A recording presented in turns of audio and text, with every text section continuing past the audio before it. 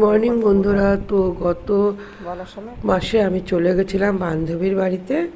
তো আমার যেহেতু ছেলে নতুন বিয়ে হয়েছে, যেমন ও আমার বৌমা, তো ও রেডি হচ্ছে।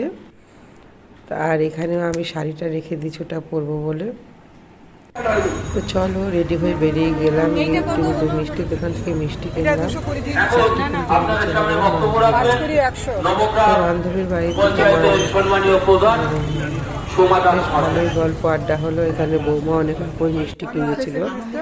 তো ওখানে যাওয়ার পরে ও নিজেই পাস্তা করেছিল। পাস্তাটা খুব ভালো বানিয়েছিল। আর সাথে দিয়েছিল প্রথমে চাটাও গ্রিন টি করেছিল, আর সাথে ছিল কুকিজ।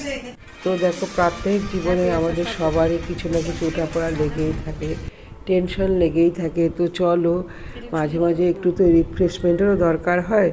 তো এই জন্য দুজনে মিলে মা মেয়ে চলে গেছিলাম তোমার বান্ধবীর বাড়িতে। বান্ধবীটা আমাকে খুবই ভালোবাসে, মাঝে মাঝে একটু আমার উপর রাগও করে।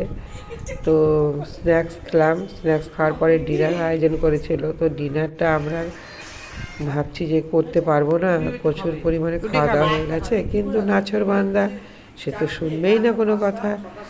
তো অজ্ঞতা একটুখানি তো খেতেই হলো।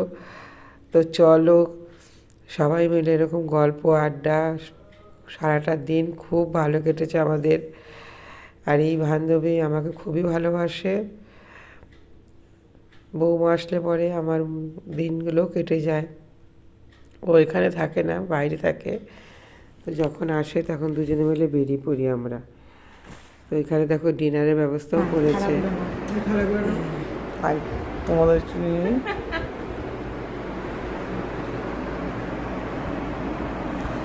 মমতা আমার জন্য আবার খাটনি খাটতে হলো। মুখ দিতে হবে খাবার করে না। রোজ রাতে চিকেন করতে হয়। মাছের বান্না ডিনারে ছিল রাইস আর চিলি চিকেন, আর তোমার ছিল এদিকে চাটনি ছিল। তো চলো এখন রাখছি, ভিডিওটা একটু লেন্দি হয়ে গেল।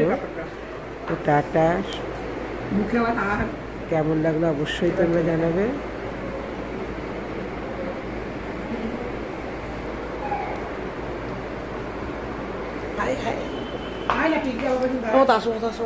ভিডিও হচ্ছে, ভিডিওটা বন্ধ করে দাও।